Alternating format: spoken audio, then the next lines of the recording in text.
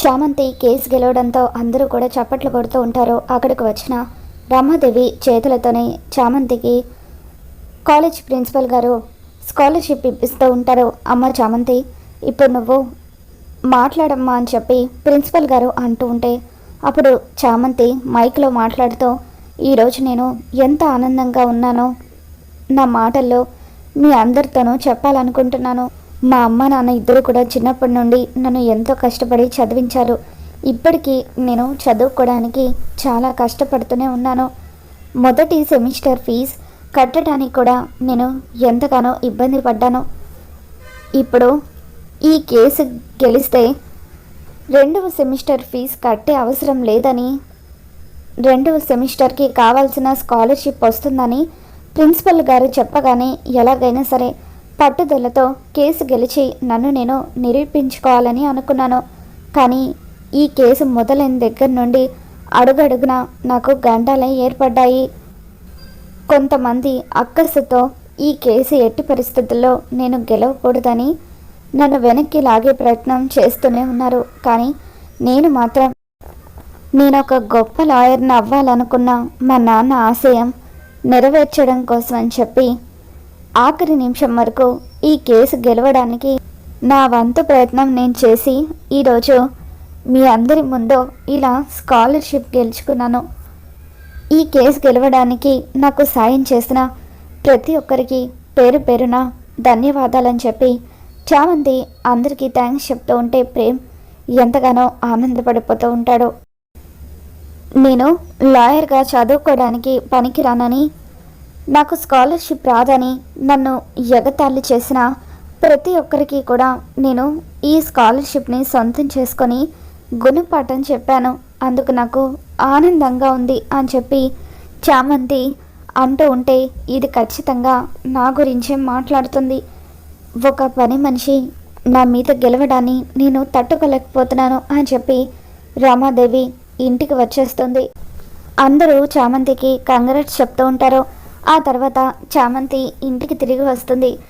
ఇంటికి వచ్చిన తర్వాత చంద్రిక, అమ్మ చామంతి, కేసు ఏమైంది, నువ్వే గెలిచావు కదా అని అంటూ ఉంటే, అవునంతా నేనే గెలిచాను, ఈరోజు నాకు చాలా ఆనందంగా ఉంది, సాయంత్రం వంటలన్నీ కూడా నేనే చేస్తాను అని చెప్పి చామంతి పరుగు పరుగున కిచెన్లోకి వెళ్ళి ఎన్నో రకాల స్పెషల్స్ అన్నీ కూడా చేస్తూ ఉంటుంది.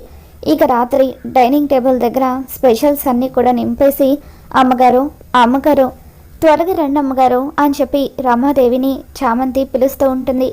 ఇక రమాదేవి కిందకు వచ్చి, ఏంటి నీ హడావిడి, ఎందుకు ఎప్పుడు లేని ఇంతలా అరుస్తున్నావని అంటూ ఉంటే, అమ్మగారు ఈరోజు నేను మీ అందరికీ ఇష్టమైన స్పెషల్స్ అన్నీ కూడా చేసి సిద్ధంగా ఉంచాను అని అంటూ ఉంటే, అంత అవసరం ఏంటి, ఈరోజు అంత స్పెషాలిటీ ఏముందని నువ్వు స్పెషల్స్ అన్నీ చేసావని చెప్పి అంటూ ఉంటే, అదేంటి అమ్మగారు తెలియనట్టుగా అంటున్నారు, నేను మీ చేతుల మీదుగా స్కాలర్షిప్ అందుకున్నాను కదా, అందుకే ఆ ఆనందంతోనే స్పెషల్స్ అన్నీ కూడా చేశాను అని చామంతి అంటూ ఉంటుంది. నువ్వు గెలవడం ఎవడికి గొప్ప అని చెప్పి రమాదేవి అంటూ ఉంటుంది. ఇక దాంతో చామంతి, మీకే గొప్ప అమ్మగారు, మీ ఇంట్లో ఉంటున్న నేను ఇలా చదువుకొని స్కాలర్షిప్ సంపాదించానంటే నాతో పాటు మీకు కూడా మంచి పేరు వస్తుంది కదా అని చెప్పి చామంతి అంటూ ఉంటుంది. అప్పుడే అక్కడికి వచ్చిన హర్ష, అవును రమాదేవి, చామంతి చెప్పింది నిజమే కదా, తను మన ఇంట్లో ఉండి చదువుకుంటుంది కాబట్టి ఇలా తను కేసు అదరగొట్టి గొప్ప లాయర్ అవుతుందంటే మన కుటుంబానికి కూడా మంచి పేరే వస్తుంది కదా అని చెప్పి హర్షవర్ధన్ అంటూ, అమ్మ చామంతి నువ్వు నిజంగా గ్రేట్, ఇకపై నువ్వు ఫీజు కట్టడానికి ఎవరి దగ్గర చెయ్యి చాచాల్సిన అవసరం లేదు, ఇలాగే నువ్వు చదువులో కూడా బాగా రాణించాలి, త్వరలో ఒక గొప్ప లాయర్వే అవ్వాలి అని హర్షవర్ధన్ చామంతికి చెబుతూ ఉంటే, తప్పకుండా అయ్యగారు, నన్ను హేళన చేసిన వాళ్ళందరికీ కూడా నేను ఒక మంచి లాయర్ని అయ్యి బుద్ధి చెప్తాను అని అంటూ ఉంటే, ఇది కన్ఫర్మ్గా నా గురించే మాట్లాడుతుంది, నన్ను రెచ్చగొట్టే ప్రయత్నం చేస్తుంది అని చెప్పి రమాదేవి కోపంగా చూస్తూ ఉంటుంది. ఈ చామంతిని ఏదో ఒకటి చేస్తేనే నాకు మనశ్శాంతిగా ఉంటుంది అని చెప్పి రమాదేవి సరిగ్గా భోజనం కూడా చేయకుండానే మధ్యలో నుండి లేచి వెళ్ళిపోతూ ఉంటే, అదేంటి రమ, సరిగ్గా భోజనం చేయకుండానే వెళ్ళిపోతున్నావేంటి అని హర్షవర్ధన్ అంటూ ఉంటాడు, నాకు కడుపు నిండిపోయింది, నువ్వు తిను హర్ష అంటూ రమాదేవి అక్కడి నుండి లేచి వెళ్ళిపోతుంది. రోజా కూడా సరిగ్గా భోజనం చేయకుండానే అక్కడి నుండి లేచి వెళ్ళిపోతూ ఉంటుంది. రోజా రమాదేవి దగ్గరకు వచ్చి, అత్తయ్య గారు, ఆ చామంతిని చూసారా, ఎలా రెచ్చిపోయి ఓవర్ యాక్షన్ చేస్తుందో, దాన్ని దెబ్బ కొట్టాలని చూసిన వాళ్ళకు బుద్ధి చెప్పిందట, అంటే అది ఇండైరెక్ట్గా మన గురించే చెప్తుంది అని రోజా అంటూ ఉంటే, అవును రోజా, నాకు కూడా అర్థమైంది, అది ఏం చేస్తుందో ఎప్పటికప్పుడు నువ్వు దాన్ని కనిపెడుతూ ఉండు, ఇకపై దాని జీవితంలో గెలుపనే మాటే వినిపించకూడదు, అది చేసే ప్రతి పనిలో ఓడిపోతూనే ఉండాలి అని రమాదేవి రోజాకు చెబుతూ ఉంటే, అలాగే అత్తయ్య గారు, మిమ్మల్ని ఓడించాలని చూసిన ఆ చామంతిని నేనెందుకు వదిలిపెడతాను, ఇకపై అది ఏ పని చేసినా కూడా ఆ పని ఏంటో తెలుసుకొని ఆ పనిలో అది ముందుకు వెళ్లకుండా నేను మీతో ఖచ్చితంగా చెప్తాను అని రోజా అంటూ ఉంటుంది. ఇక రాత్రి పూట చామంతి, చంద్రిక, శ్యామల వీళ్ళు ముగ్గురు కూడా ఒక దగ్గర కూర్చొని ఉంటారు. అప్పుడు చామంతి దేని గురించో ఆలోచిస్తూ ఉండడంతో అప్పుడు చంద్రిక, ఏమైంది చామంతి, ఈరోజు నువ్వు అనుకున్నట్టుగానే స్కాలర్షిప్ని సొంతం చేసుకున్నావు కదా, మరి ఇంకా దేని గురించి దిగులు పడుతున్నావని అంటూ ఉంటే, అత్త, నేను ఈరోజు స్కాలర్షిప్ గెలుచుకున్నాను, కానీ నాన్న గురించే నా ఆలోచన అంతా, ఇలాగే నాన్న కేసుని కూడా నేను వాదించి గెలిచి త్వరగా నాన్నను బయటకు తీసుకొని రావాలి, ఆ అవకాశం త్వరగా రావాలని నేను దేవుణ్ణి కోరుకుంటున్నాను అని చెప్పి అంటూ ఉంటే అప్పుడు చంద్రిక చామంతితో, చామంతి, ఇక్కడ దగ్గరలో ఒక అమ్మవారి గుడి ఉంది, ఆ గుడిలో నువ్వు నిలువెత్తు బంగారం కింద బెల్లాన్ని ఆ అమ్మవారికి సమర్పిస్తే అప్పుడు ఆ అమ్మవారు ఖచ్చితంగా నీ కోరిక నెరవేరుస్తుంది, మీ నాన్నగారిని త్వరగా బయటకు వచ్చేలాగా చేస్తుంది అని అంటూ ఉంటే, నువ్వు చెప్పేది నిజమా అత్త, అయితే రేపే ఆ గుడికి వెళ్తాను, ఆ అమ్మవారికి బెల్లాన్ని సమర్పించి నాన్న బయటకు వచ్చేలాగా చేస్తాను అని చెప్పి చామంతి అంటూ ఉంటుంది. ఇదంతా వినేసిన రోజా ఎలాగైనా సరే రమాదేవికి ఈ విషయం చెప్పాలని అనుకుంటుంది.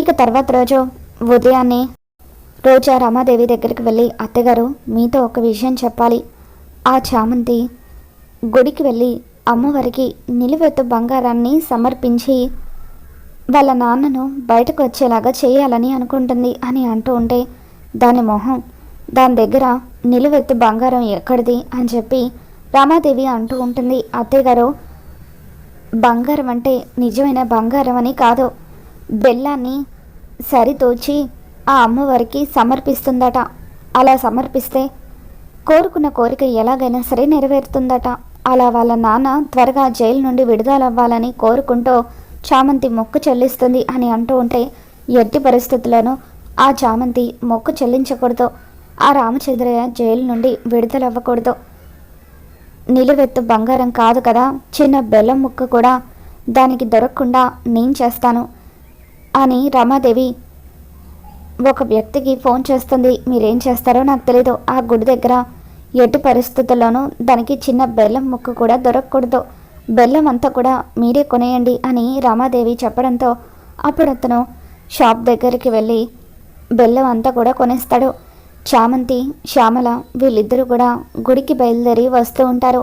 అప్పుడు ప్రేమ్ చామంతికి ఎదురుపడి, ఏంటి చామ్, ఎక్కడికి వెళ్తున్నావు, నన్ను కూడా తోడు రమ్మంటావా అని అడుగుతూ ఉంటాడు. ఏం అవసరం లేదు చిన్నబాబు, నిన్న మీరు చేసిన సాయానికి చాలా చాలా పెద్ద థ్యాంక్స్, మీరే కనుక నాకు సాయం చేసి ఉండకపోతే నేను గెలిచేదాన్ని కాదు, కానీ అలా అని అడ్వాంటేజ్గా తీసుకొని ఇప్పుడు నాతో పాటు రావాలని చూడకండి, నేను చాలా ముఖ్యమైన పని మీద వెళ్తున్నాను అని చెప్పి చామంతి శ్యామలను తీసుకుని ఆటోలో గుడికి వచ్చేస్తూ ఉంటే అప్పుడు ప్రేమ్ చంద్రికతో, చందు, చామంతి ఎక్కడికి వెళ్తుందో నీకు తెలుసా అని చెప్పి అడుగుతూ ఉంటాడు. దాంతో చంద్రిక, గుడికి వెళ్తున్నారు బాబు, దగ్గరలో ఒక అమ్మవారి గుడి ఉంది, అక్కడ నిలువెత్తు బంగారాన్ని సమర్పిస్తే అప్పుడు ఖచ్చితంగా అమ్మవారు కోరిక నెరవేరుస్తారట అని అంటూ ఉంటే, అయితే నేను కూడా ఆ గుడికి వెళ్తాను చందు, చామంతి నా సొంతం అవ్వాలని ఆ అమ్మవారిని కోరుకుంటాను అని చెప్పి ప్రేమ్ కూడా వెనకాలే కారులో బయలుదేరి గుడికి వస్తూ ఉంటాడు. చామంతి గుడికి వచ్చేసరికి అప్పటికే రామాదేవి మనుషులు అక్కడున్న బెల్లం మొత్తాన్ని కూడా కొనేయడంతో అప్పుడు చామంతి వెళ్ళేసరికి బెల్లం లేదమ్మా, మొత్తం అయిపోయింది, ఇప్పుడే కొంతమంది బెల్లం మొత్తాన్ని కొనేశారు అని చెప్పి అంటూ ఉంటే చామంతి ఎంతగానో కంగారు పడిపోతూ ఉంటుంది. నాన్న త్వరగా రిలీజ్ అవ్వాలని ఎంతో కష్టపడి ఇక్కడి వరకు వచ్చాను, బెల్లం లేకపోవడం ఏంటి అని చెప్పి చామంతి ఎంతో బాధగా అక్కడి నుండి వెళ్ళిపోతూ ఉంటే, ఏమైంది చామ్, గుడికి వెళ్లకుండా ఇలా ఇక్కడే వెనక్కి వచ్చేస్తున్నావేంటి అని ప్రేమ అంటూ ఉంటాడు. ఏం చెప్పమంటారు చిన్నబాబు, నాన్న త్వరగా రిలీజ్ అవ్వాలని నిలువెత్తు బంగారాన్ని అమ్మవారికి సమర్పించి మొక్కుకుందామని అనుకున్నాను, కానీ బెల్లం అంతా అయిపోయిందట అని చెప్పి చామంతి అంటూ ఉంటుంది. దాంతో అదేంటి అంత సడన్గా అయిపోవడం ఏంటి అని ప్రేమ్ షాప్ అతన్ని అడుగుతూ ఉంటే, లేదు సార్, ఇప్పుడే ఒక వ్యక్తి ఉన్న బెల్లం మొత్తం కూడా కొనేసి తీసుకెళ్ళిపోయాడు అని చెప్పి అంటూ ఉంటాడు. దాంతో ప్రేమ్ ఇప్పుడు ఎలా అని ఆలోచిస్తూ ఉండగా అప్పుడు వాళ్ళ ఆఫీస్లో పని చేస్తున్న రమాదేవి మనిషి ప్రేమ్కి కనిపిస్తాడు. ఇదిగో రాజు, ఇలా రా, ఏంటి నువ్వు ఇక్కడ ఉన్నావని ప్రేమ్ అడుగుతూ ఉంటాడు.